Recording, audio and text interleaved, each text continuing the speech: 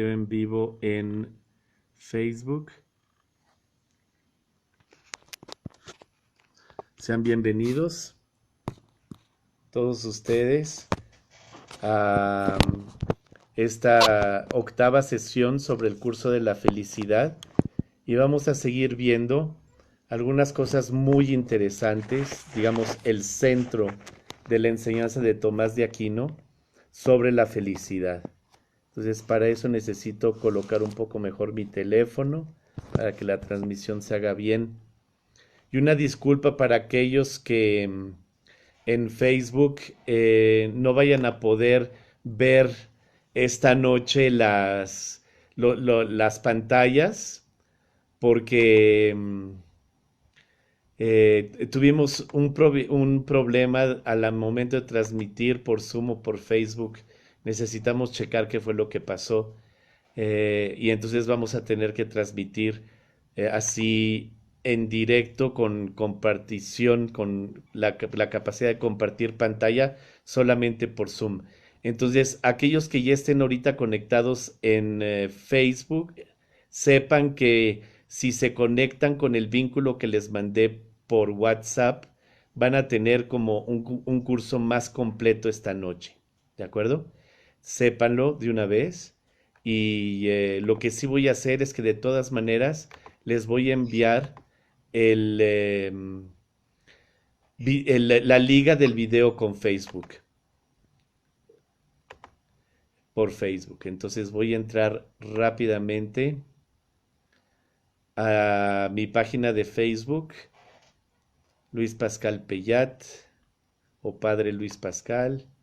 Aparezco de las dos maneras. Curso más completo esta noche. Y estoy...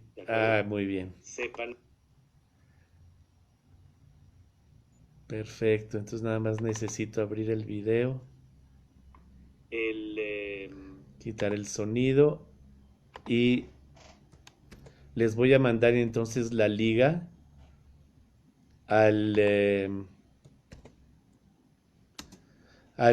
chat de los cursos de la parroquia francesa para que puedan tenerla también por Facebook, pero bienvenidos todos los que están por Zoom, realmente bienvenidos.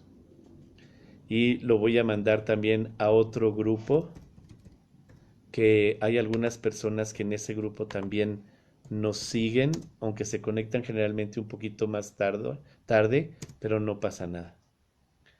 Bien. De acuerdo. Entonces, vamos a empezar con una oración. En el nombre del Padre, del Hijo y del Espíritu Santo. Amén.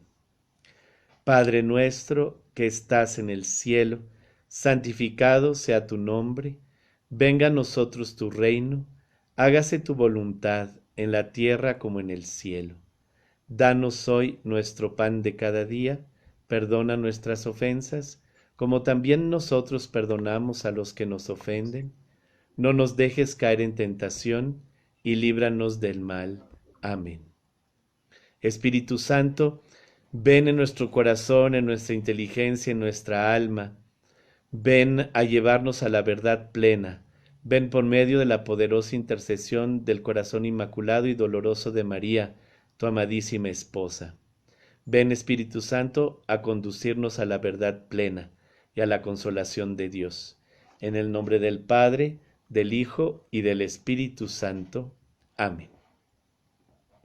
Bienvenidos entonces nuevamente a todos ustedes y vamos a entonces empezar ya directamente con nuestro curso de hoy.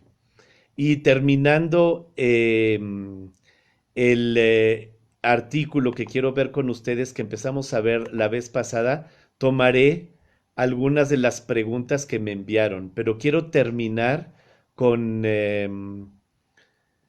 lo que habíamos visto la semana pasada.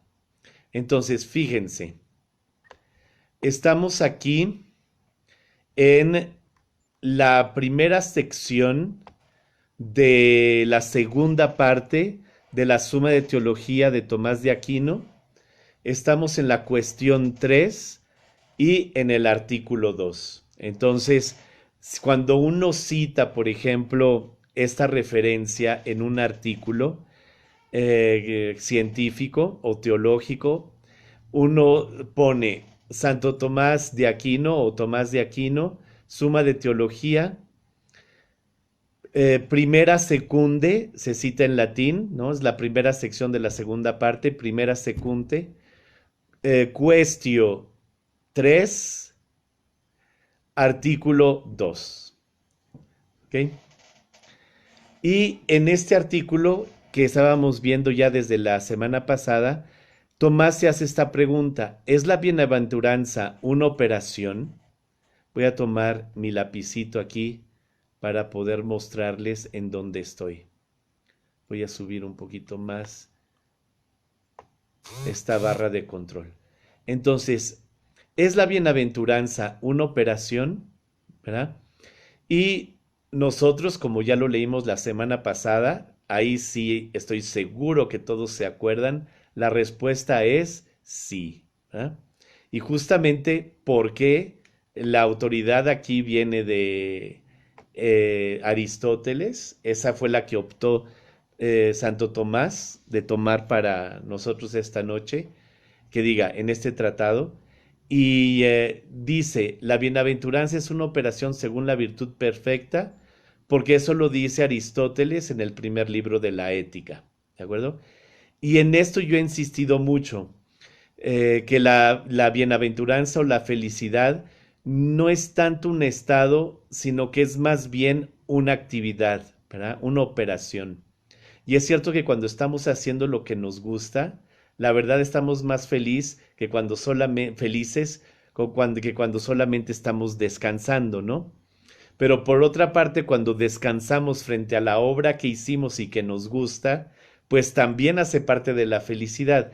Y por eso justamente Tomás matizó este argumento de autoridad en una de las respuestas de las objeciones, porque justamente Boecio había dicho que sí se parece a un estado perfecto, ¿verdad?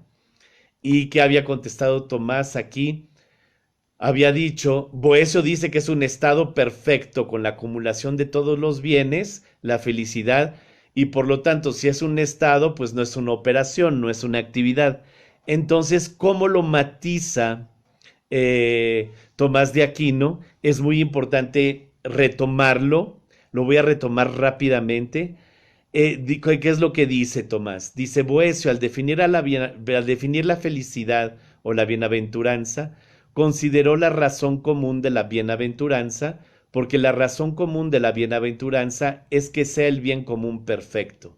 Y esto quiso decir cuando afirmó que es el estado perfecto con la acumulación de todos los bienes, con lo que únicamente se señala que el bienaventurado está en un estado de bien perfecto.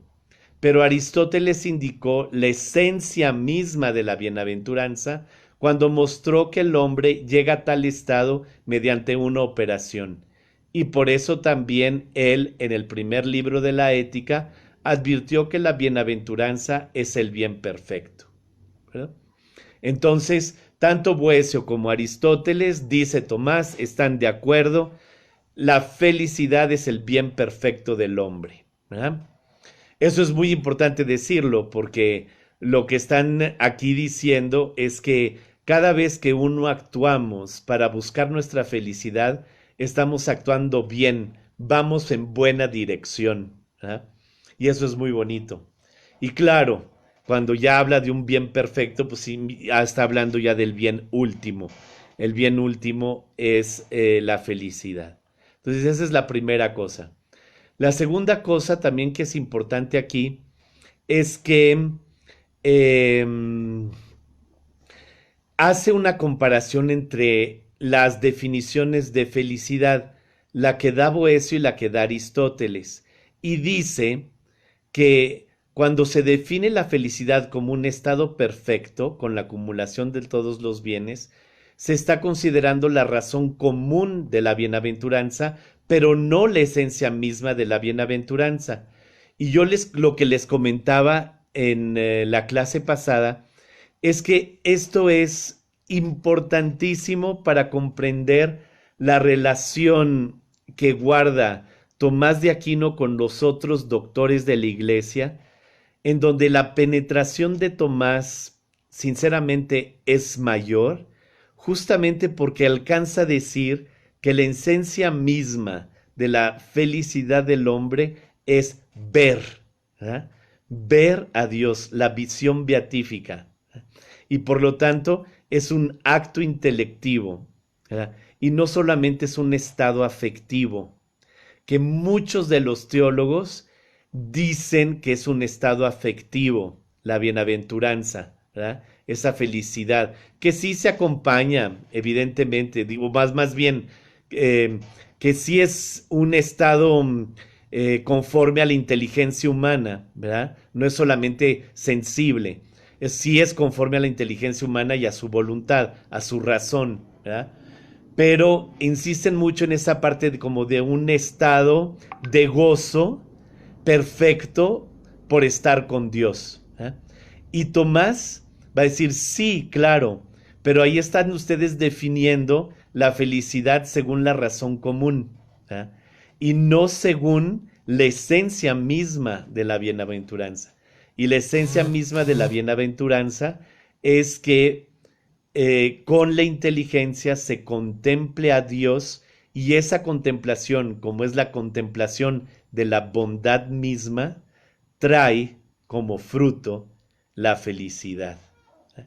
Entonces, ¿por qué es importante? Porque Tomás va a insistir en la importancia de conocer profundamente la Escritura para conocer profundamente a Cristo, que nos lleva a conocer al Padre y al Espíritu Santo, y entonces, por ese entrenamiento del conocimiento de Dios, que sí significa una experiencia vivencial, pero también de conocimiento, entonces nos estamos preparando mejor para la bienaventuranza, ¿verdad? Entonces, como que la participación del hombre es mayor cuando lo definimos como Tomás, porque, y acuérdense lo que decía San Agustín, Dios que te ha creado sin ti, no te salvará sin ti. Bueno, pues esa cooperación del te salvará contigo es justamente el conocimiento de Dios, el conocimiento de la bondad, ¿verdad? Y no solamente como el aprovechamiento de la bondad, ¿eh? Como un cierto descanso en la bondad, sino conocerla verdaderamente, porque me atrae, porque es bella, porque me satisface, y conocerla, ¿verdad? Conocerla en su esencia. Y eso viene en la revelación. Entonces, con estas palabras introductorias, ahora sí voy a tomar la pregunta que me hacía uno de ustedes. Entonces, voy a dejar de compartir ahorita el texto de Tomás para poder compartir con ustedes justamente las preguntas que me hacían y tenerlas bajo los ojos. Necesito abrir el archivo. Ya está, y una vez que está abierto, entonces voy a poder acceder a las preguntas. Necesito volver a entrar dentro de Zoom y compartir mi pantalla de Word donde tengo las preguntas. Y ya llegamos. Entonces, esta es la pregunta. Padre, gracias por la clase de hoy. Era la clase de la semana pasada. Sobre lo último que tocamos hoy, no me queda muy claro a qué nos referimos con el bien universal. Usted dice que es un bien para todos y que cuando se hace el bien se crea una relación con Dios. Sin embargo, ¿cómo identificar ese bien? Admito que a veces no quiero el bien para mi enemigo o quien me lastima por un lado y por otro. ¿Cómo identifico que estoy haciendo un bien a alguien o a través de mis actos? Pues lo que puede ser bueno para mí no necesariamente puede serlo para otro, sobre todo para aquellos que no profesan mi religión o no coinciden en mis ideologías. Gracias, hasta el próximo lunes. Entonces, en realidad esta pregunta es de hace 2 lunes, y el lunes pasado empezamos a contestarla y la contestamos de una manera bastante completa.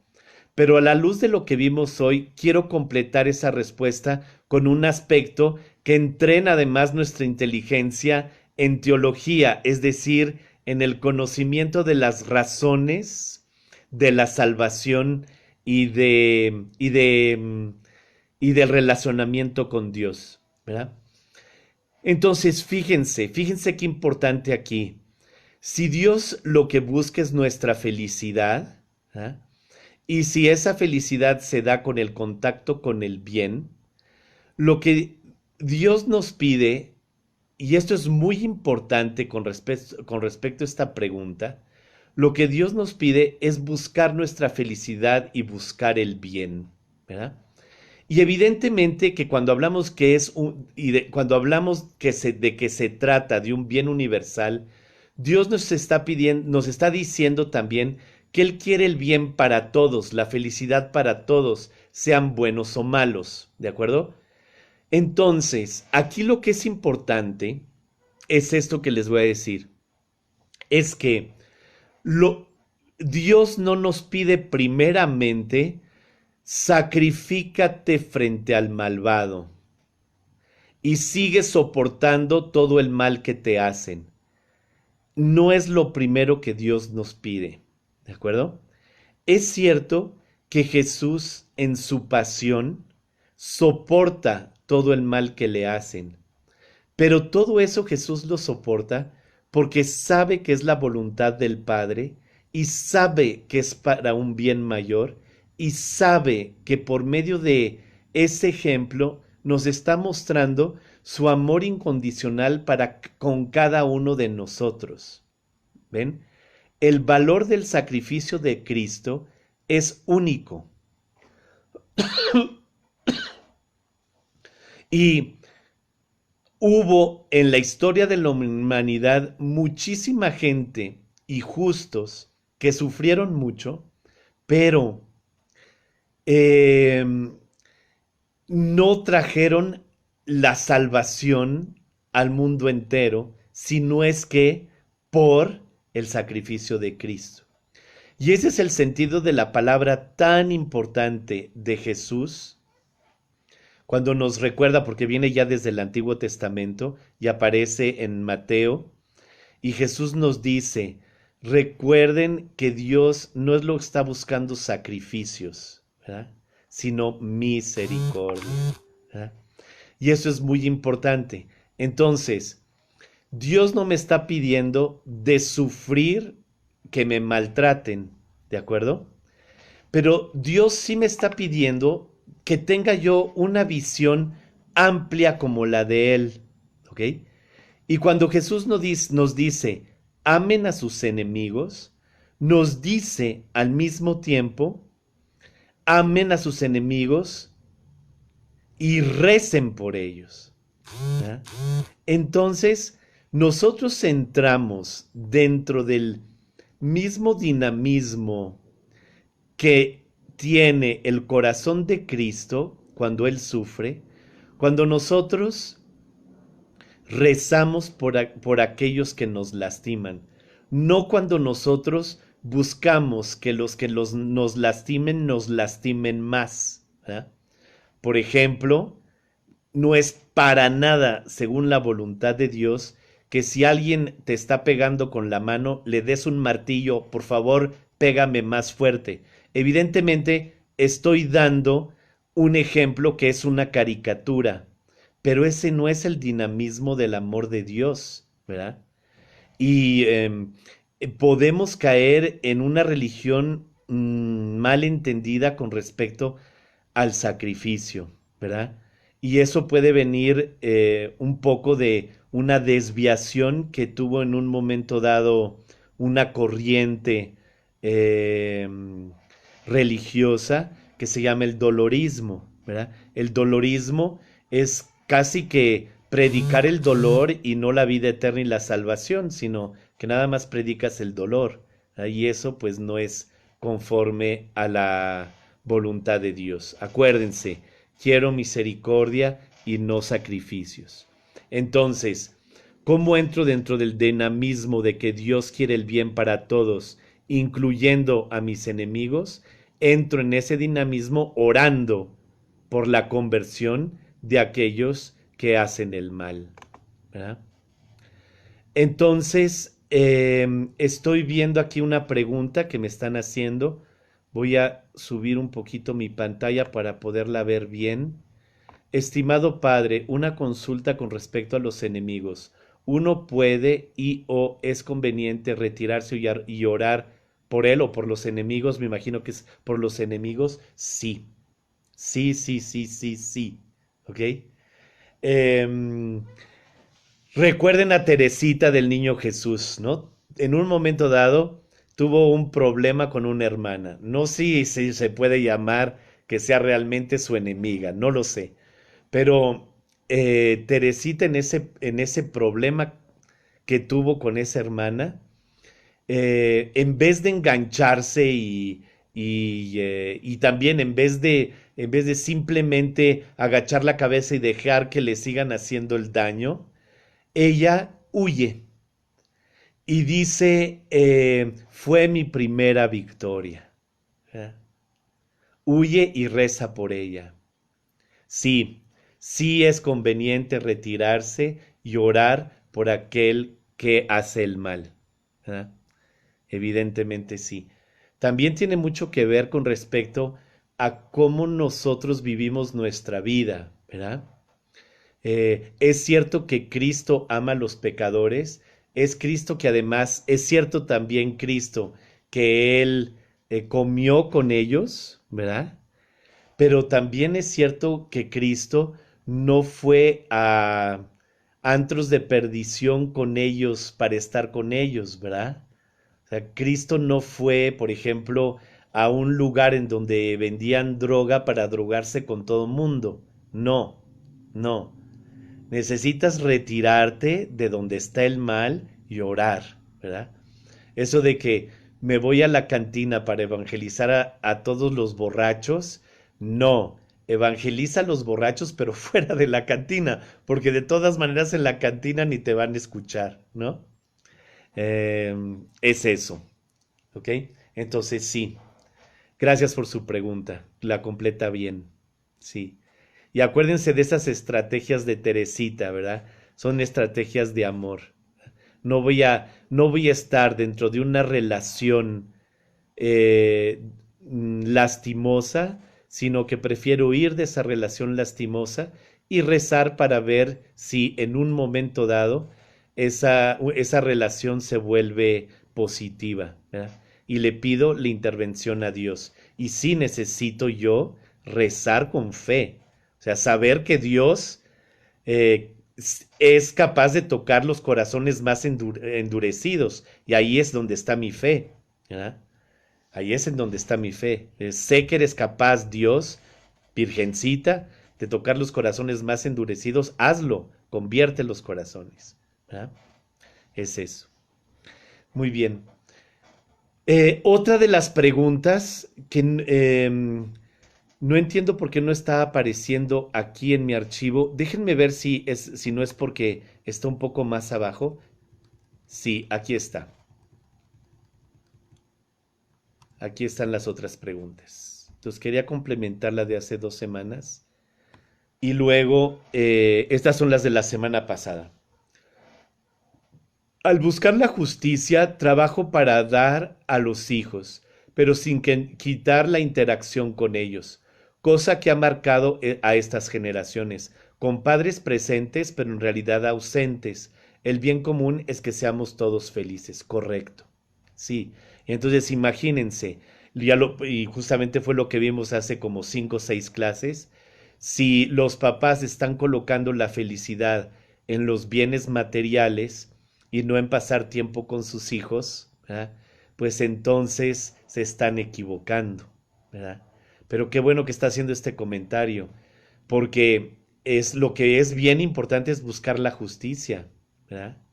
Entonces la justicia sí es mantener a mi familia, ¿verdad? En toda justicia, pero mantengo a mi familia no para que haga de mi familia una banda de caprichudos, ¿no?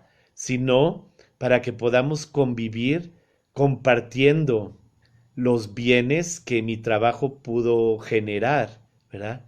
Y no necesitan ser bienes muy caros, ¿verdad? No necesitan ser viajes carísimos ni nada. Pues fíjense cómo muchas veces los niños, a pesar de que tienen a veces juguetes bien caros, de repente se encuentran un pedazo de una rama de un árbol, si están ahí por la marquesa o algo así, o una llanta vieja, y se divierten más que con el juguete carísimo, ¿no? O también pues nosotros, cuando comemos, pues una comida sencillita de arroz con dos huevos estrellados, ¿verdad? De diario con un poquito de frijoles, de diario y un poquito de verduras hervidas. De diario pues nos cae mucho mejor a la panza que si comemos de diario eh, menús de fiesta, ¿verdad? Pues los menús de fiesta, guardarlos para la fiesta y evidentemente para el cumpleaños de un niño o de una niña o de hasta de un adulto, pues cocinar para él o para ella su platillo favorito y hacer un pastel, pues está a todo dar, pero no es de diario, ¿no? La comidita de diario, pues la verdad es que cae mejor. Bien, sigo con la siguiente pregunta. Padre, ¿el bien perfecto puede entrar en conflicto con el bien común? Me cuesta trabajo ponderar hasta qué punto sería correcto darle prioridad a uno o a otro. Esto en la práctica me hace entrar en conflicto y sentir lo contrario a la felicidad, pues pienso que podría resultar egoísta si me enfoco en el bien perfecto. Gracias. Hijos, qué pregunta tan buena, Lidia. Entonces, fíjense, primero y antes que nada, lo que ella está diciendo es muy interesante. Entro en conflicto entre dos bienes y me angustio, ¿no? Y estoy además viendo esos dos bienes, pero como que no puedo entrar en contacto con los bienes, sino por el conflicto que hay entre ambos, me preocupo y pues estoy muy lejos de entrar dentro de un dinamismo de felicidad. Entonces, primero y antes que nada, tranquilizarse, ¿verdad? Muchas veces cuando tenemos este tipo de razonamientos entre dos bienes, tratamos de resolver el problema según la virtud o el conflicto, digamos, según la virtud de justicia. ¿Qué es lo que es más justo? Que era el primer comentario. Y ayuda más, cuando estamos en un conflicto así entre dos bienes, ayuda más la virtud de prudencia que la virtud de justicia. ¿Qué es lo que la prudencia me dice?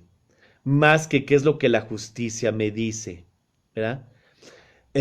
Porque en justicia lo que voy a tratar de encontrar es eh,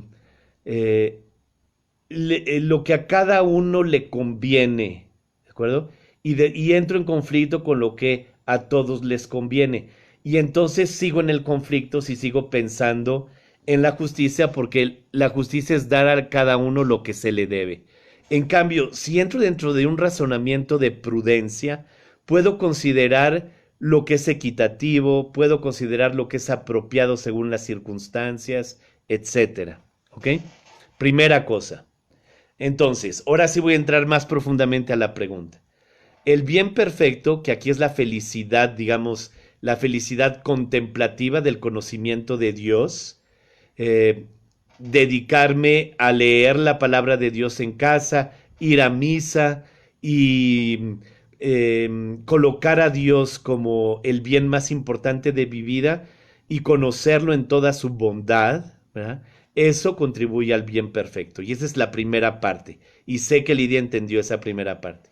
Y el bien común es buscar el bien común de mi familia, las condiciones adecuadas, ¿verdad? Para que podamos vivir en comunión y en paz, ¿verdad? La tranquilidad del orden, dice San Agustín, que es la paz.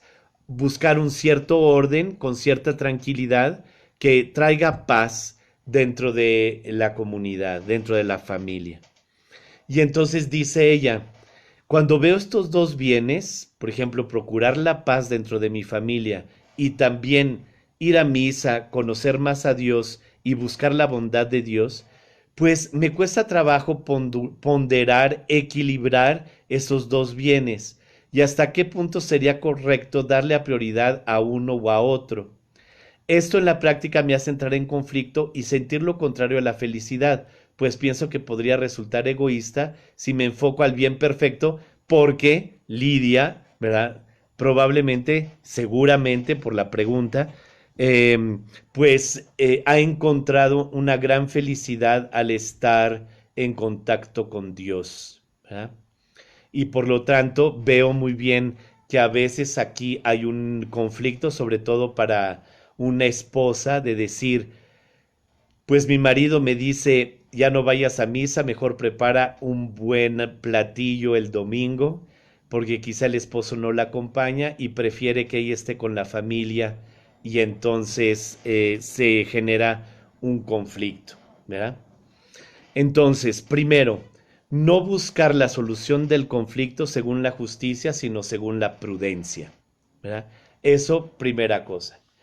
Em, Segunda cosa, recuerden que cultivar nuestra fe es el primero de los bienes, ¿verdad?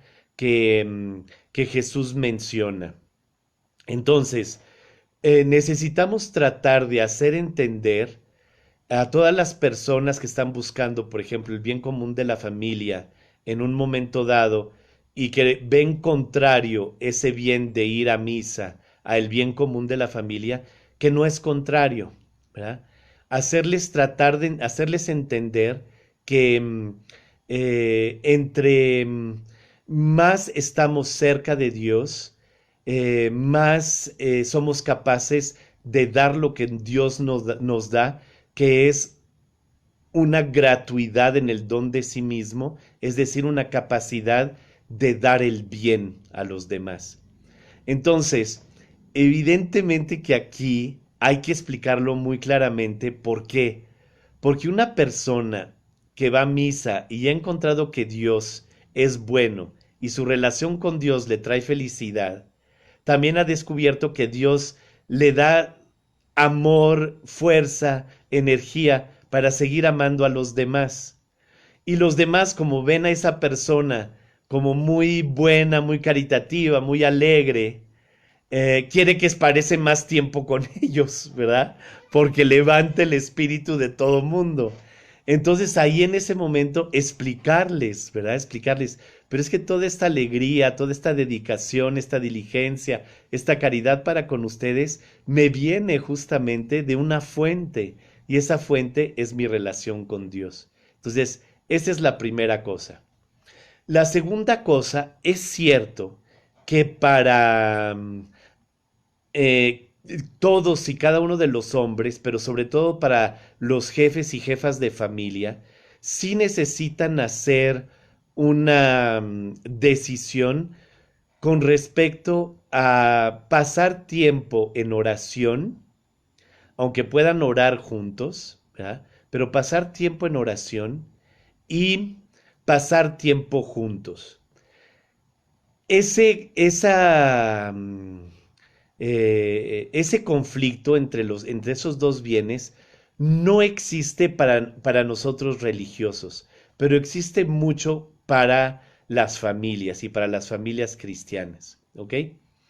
Y también Pablo lo menciona, ¿verdad? Pablo menciona que para una esposa, para un esposo, eh, necesitan hacer un equilibrio prudencial entre el tiempo pasado con Dios y el tiempo pasado con el otro, con la esposa y el esposo. Y también dice, eh, también hay otro conflicto porque la esposa busca agradarle al marido, pero también agradarle a Dios, ¿eh? Y el esposo busca agradarle a la esposa y también agradarle a Dios.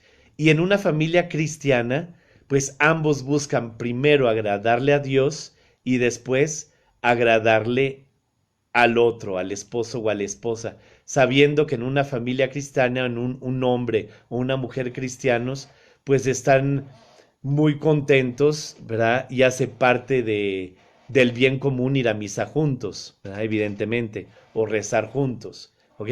Pero no siempre es el caso. A veces uno de ellos es más piadoso que el otro, ¿no? Y entonces, o más, cultiva más su relación con Dios que el otro. Y eso puede pasar. Entonces, lo primero y antes que nada es no preocuparse. Lo segundo también es entrar en diálogo y explicar, ¿verdad? Explicar las cosas. Y lo tercero, saber que la misión que Dios le confiere a las familias, o sea, al esposo y a la esposa, es la de comunicar el amor de Cristo por la iglesia, ¿verdad? Es decir, que la calidad de amor que ustedes estén viviendo en la familia es lo que Jesús les pide a ustedes, familias cristianas, ¿verdad? Que se enfoquen en tener un hogar caluroso, lleno de amor, ¿verdad? Y si en un momento dado, por cualquier razón, necesitan ir a una misa mucho más rápida, ¿verdad? Por ejemplo, a una misa de media hora que existen en la Ciudad de México, ¿verdad? En domingo, en lugar de ir a una misa de 2 horas o de 1 hora y media, en un momento dado porque algún miembro de la familia está enfermo o una cosa así, háganlo. O sea, no duden en tomar ese tipo de decisiones, porque lo primero en la vida de cualquiera es Dios, ¿verdad? Y no se puede dejar a un lado, pero al mismo tiempo saber que Dios está en todas partes y que está también en el corazón de mi esposo, en el corazón de mi esposa, en el corazón de mi hijo enfermo, de mi hija enferma, ¿verdad? Y simplemente también en el corazón de mis hijos sanos cuando tienen ganas de pasar tiempo conmigo, ¿verdad? Entonces, ahí simplemente utilizar mi virtud de prudencia para que si mi familia prefiere, no sé, que nos vayamos de picnic a la Marquesa un domingo, yo tenga la lucidez para ir el sábado en la noche a misa, ¿verdad? Em, y que cumpla también con mi obligación de ir a misa, sabiendo que es importante cultivar mi relación con Dios, ¿verdad? Y explicarles eso a los demás. Sí, sí es importante. Entonces, para un religioso que probablemente para un soltero o eh, para un viudo, una viuda, eh, o mismo para un padre o una madre de familia cuando los niños ya se fueron de la casa o algo así, sí existe también una decisión prudencial en cuánto tiempo paso en oración, en la iglesia o en casa, y cuánto tiempo paso también en el trabajo y en arreglar mis cosas, ¿verdad? Y esa decisión eh, no siempre va a seguir un horario preestablecido. De repente uno tiene ciertas urgencias. Por ejemplo, tengo una gotera en el convento, tengo una gotera en casa, pues necesito ponerme manos a la obra para conseguir a alguien que me ayude a resolver ese problema. ¿Ah? Y eso sé que me va a reducir los momentos de oración que me había propuesto en un momento dado, pero ahí hay una urgencia y necesito arreglarlo, ¿verdad? Eh, y que no cause eso ninguna culpabilidad. Acuérdense siempre de dos grandes santos que no hay que imitarlos materialmente, pero que son fuente de inspiración para nosotros. Primero, Santa Teresa de Jesús. Busquen a Dios en el fondo de sus cacerolas, hermanas, ¿verdad? O sea, no se vayan todo el tiempo a la capilla, sino que Dios también está presente en sus actividades diarias. ¿Ah? Muy importante. Y creo que la comunión espiritual que estamos teniendo ahorita los domingos nos ayuda a comulgar espiritualmente más seguido con Dios, como que nos damos cuenta, oye, sí, pues sí, si comulgué espiritualmente con Dios en la misa de las 12:30, pues ¿por qué no lo hago a las 7 de la noche y todo? Pues claro, hacerlo, muy importante.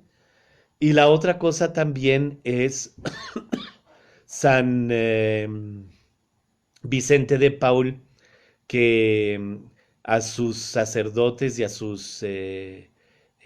las hijas de la caridad, y a los lazaristas, que es la comunidad que él fundó, las dos comunidades, que nunca duden cuando están en oración de salir de la capilla para ir a atender a un pobre, porque salen de Jesús para encontrarse con Jesús. Jesús en los pobres y Jesús en la Eucaristía. Entonces, no tiene sentido culpabilizarse, ¿verdad? Si en un momento dado yo me propuse decir un rosario entero al día, por ejemplo, pero por las circunstancias materiales en las que estoy en un momento dado, pues no me da para tanto, eh, puedo perfectamente arreglármelas de otra manera, ¿verdad? Y reducir un poco el tiempo de oración, aunque sea transitoriamente y a veces hasta un mucho, según lo urgente que pueda ser eso, sabiendo que no dejo de orar, sino que oro de una manera diferente, ¿verdad? Oro en una comunión espiritual con Cristo cuando estoy haciendo todas mis actividades. Espero que haya respondido esto bien. Quizá nada más un aspecto más. Esto, por ejemplo, para alguien que está en la vida política, pues es muy importante porque en la política se busca el bien común primero y antes que nada. Si además esa persona es político y es católico, es cristiano, sí debe con su prudencia tratar de conciliar los dos, ¿verdad?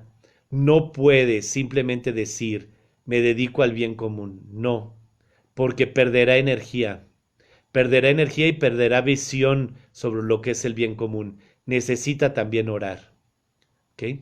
Eso también es muy importante. Bien, pero tampoco se la puede pasar orando todo el tiempo porque su responsabilidad es ocuparse del bien social, ¿verdad? Muy importante. Bien, sigo con la pregunta de después. Voy a bajar un poquito más aquí mi pantalla. Si sabemos que Dios nos quiere felices, ¿por qué nuestra infidelidad?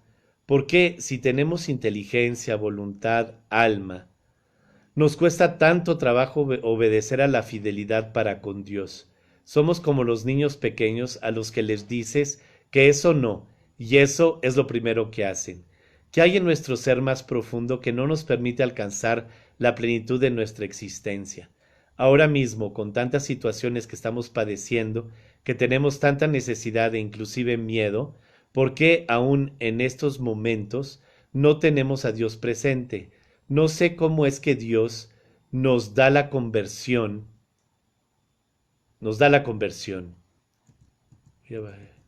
Veo al mundo cómo reacciona ante toda circunstancia y es un mundo sin Dios, como si Él no estuviera aquí, que nos hace falta para una ¿qué nos hace falta para una profunda conversión? Muy buena pregunta, ¿ok? Entonces, sí, recuerden primero y antes que nada que Dios creó el mundo, que Dios está en el mundo, pero que eh, eh, el mundo no es Dios, ¿verdad? Eso es bien importante. Una cosa, la manera como el mundo ve las cosas, otra cosa, la manera como Dios ve las cosas. O sea, una cosa como el mundo ve el mundo, otra cosa como Dios ve el mundo, aunque Dios esté presente en el mundo. Entonces, esto es muy importante, ¿no? Y sabemos que Dios ama el mundo, ¿verdad? Pero lo busca su conversión, ¿verdad? Entonces, primero, ¿qué nos hace falta para una profunda conversión? Fíjense, ahí y antes que nada es experimentar el amor de Dios, ¿verdad? Eso es muy importante. Y por eso cuando nosotros estamos orando por alguien, por ejemplo, un enemigo, como habíamos dicho antes, pero también cuando oramos por nuestros hijos, por nuestros papás, eh, orar para que hagan la experiencia del amor de Dios, ¿verdad? Es muy importante. No necesariamente significa que ellos van a tener una gracia sensible del amor de Dios, o sea, que van a tener una experiencia mística del amor sensible de Dios. No, no necesariamente. Yo le pido a Dios que tal o cual persona tenga una experiencia del amor de Dios, que todos los seres humanos tengamos una experiencia del amor de Dios. Y acuérdense que cuando hacemos esa oración, le dejamos a Dios las manos libres para que Dios, conociendo al otro, encuentre la manera de mostrarle su amor. ¿Eh? Eh, y puede ser de muchas maneras, según el temperamento y la manera de ser de cada quien. ¿Eh? Eh, entonces, por ejemplo, Dios puede dar, para que alguien pueda conocer su amor, Dios en un momento dado puede dar muchos bienes terrenales y una vez que la persona encontró justamente el amor de Dios expresado de esa manera, que es la manera como Dios expresa su amor en el Antiguo Testamento, ¿verdad? Dando fecundidad, dando tierras, dando ganado, dando bienes, que no son más que un signo de los bienes espirituales más profundos, la verdad, la justicia, la prudencia, el bien, la felicidad, todas las virtudes. Eh, entonces, eh, lo que puede pasar y que pasó con muchos santos es que se dan cuenta que todos esos bienes sensibles no los satisfacen y están dispuestos a dejarlos atrás para entrar dentro de una vida más feliz con una vida más pobre. ¿Eh? Y cuántos santos no dejaron muchas riquezas para poder ser más felices, ¿verdad? Para ser más felices. Y en eso San Agustín tiene, perdón, San Ignacio de Loyola tiene una oración muy bonita. Buscar el bien, buscar los bienes y aprovechar esos bienes, pero una vez que esos bienes ya no me satisfacen y ya no los aprovecho, no me amarro a ellos, los dejo atrás para buscar un bien superior. ¿Verdad? Si hay un dinamismo de ascensión de los bienes más básicos hacia bienes eh, más espirituales. ¿Verdad? Bien, entonces, ¿qué nos hace falta por una profunda conversión? Uno, experimentar el amor de Dios y buscar esa experiencia, buscar la presencia de Dios y las cosas de Dios, ¿verdad? Y esa experiencia de Dios providente que nos da bondad y bienes. Y la segunda cosa, nos hace falta también rezar, ¿verdad?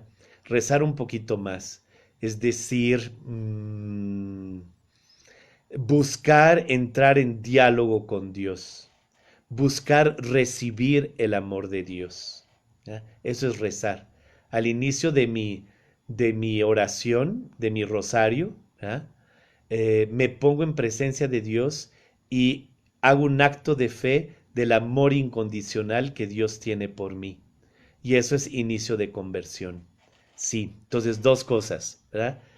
Em, Pedirle a Dios la experiencia de su amor y orar más dejándonos amar por Él.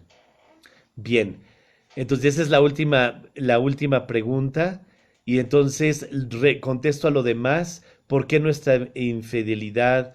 ¿Por qué si sabemos, además, porque somos inteligentes y amorosos, que Dios nos ama, pues por qué no somos fieles? ¿Verdad? Eh, ¿Por qué somos como niños pequeños y si Dios nos dice en sus mandamientos no hagas eso, ahí vamos y lo es lo primero que hacemos, como niños chiquitos, no toques el fuego y ahí vamos y tocamos el fuego, ¿no? Eh, o también, ¿cuál otra? Tantas situaciones que padecemos ahorita, por ejemplo, y por qué tratamos de ocuparnos en miles de cosas y oramos poco y no tenemos a Dios presente, ¿verdad? Cierto, muy buena pregunta. Entonces, y la quise contestar en segundo lugar porque lo primero que dije hace ratito es lo más importante de todo. Y por eso quise contestar esto en segundo lugar.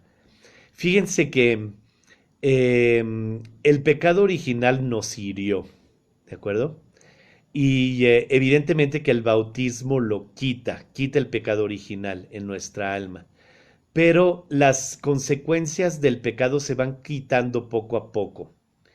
Entonces, por esas consecuencias del pecado original, hay ciertas inclinaciones en el corazón del hombre que no son buenas. Por ejemplo, a veces hay gente que me dice, pero es que un niño es infinitamente bueno. Y yo dije, ay, no han estado en una clase de primaria, ¿no? O sea, o en una clase de kinder. Hasta en el kinder, a veces los niños son tan crueles entre ellos que se necesita un adulto que ponga orden, ¿no? Entonces eso de la infancia totalmente pura, o sea, es la verdad una ideología, no es la realidad. Entonces, sí, hay tendencias negativas en el corazón del hombre, y en el corazón de la mujer, de los niños y de las niñas también. Y de ahí la importancia de enseñarlos a amar, ¿ya? Entonces, pues esas heridas ya en la edad adulta pueden ser el miedo a ser abandonados, que regresa inconscientemente y entonces preferimos acaparar en vez de dar, eh, y cosas así, ¿no?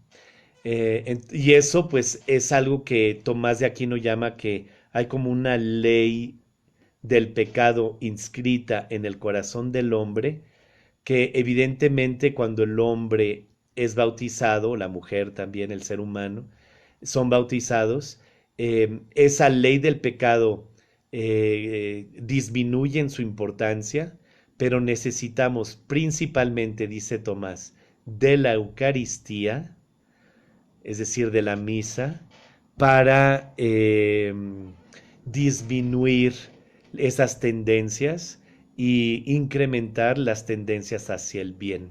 ¿Ya? Y eso es muy bonito. La amistad ayuda mucho también. ¿Ya? Tener buenos amigos que nos aman desinteresadamente nos ayuda mucho también para entrar dentro de una confianza en el amor. Tener confianza en el amor, tener confianza que el amor abre las puertas de todos los problemas, que optar por el amor para resolver un problema, ¿verdad?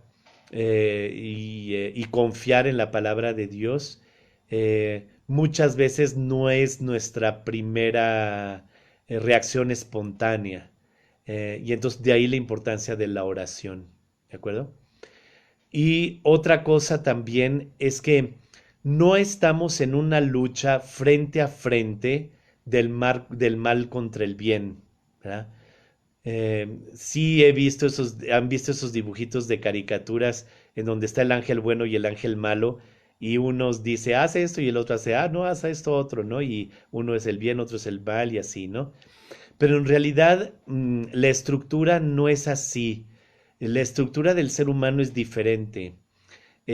Cuando nosotros estamos en contacto con el bien, en realidad ese angelito bueno, que casi siempre está en blanco, es mucho más grande y está por arriba del angelito malo que generalmente está en rojo y tiene cuernos, ¿no?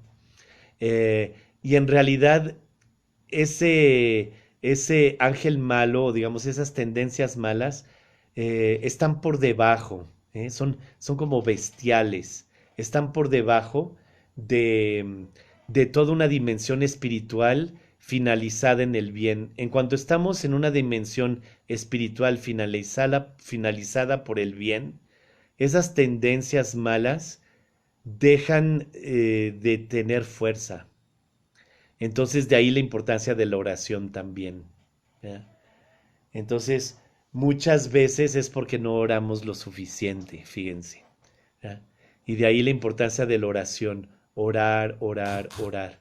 Porque solamente decirme con la ley moral, ya deja de hacerme el mal y haz el bien. Por supuesto que es importante, ¿verdad? Pero fíjense que no hemos experimentado lo más profundo de lo que la gracia hace en nosotros.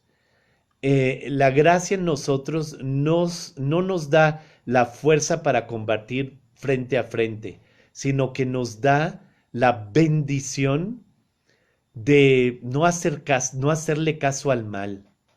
O sea, eh, de hablar de Dios todo el tiempo, de estar con Dios todo el tiempo, de ser un hombre evangélico, Santo Domingo de Guzmán. Y, y acuérdense lo que decían los hermanos de Santo Domingo, de que cuando Santo Domingo los corregía, para ellos era un gozo, porque Santo Domingo lo hacía con tanto amor, con tanto cariño, con tanta verdad, que todo el mundo quedaba fascinado de que Santo Domingo les dijera en qué se equivocaron y en qué están mal y así, ¿no? Eh, pues es una maravilla, ¿no? Padre Pío era un poco así también. Eh, y entonces, eh, ese dinamismo de la gracia, sí, traten de entrar en él. Es más, traten de experimentarlo. Fíjense, yo creo que ya lo experimentaron. Cuando se van ustedes de retiro, se van ustedes a Tierra Santa de peregrinación durante una semana, 5 días para un retiro, y regresan a la vida normal, uno de los frutos de ese retiro es que están mucho menos tentados de entrar en las tendencias malas que podían haber tenido antes. Y se dan cuenta que no es porque están luchando frente a frente contra esas tendencias, sino simplemente hay un estado de gracia que hace que esas cosas malas ya no nos atraen, ¿no? Y por supuesto que necesitamos cultivar la oración para seguir así, ¿no? Y siempre confiar en el perdón de Dios, también eso es muy importante. Eh, y, ejer- y, y, eh, y buscar su gracia en el sacramento de la reconciliación y de la Eucaristía. Pero sí, esa experiencia estoy seguro que ya la hicieron todos. Entonces, muchas gracias por su pregunta.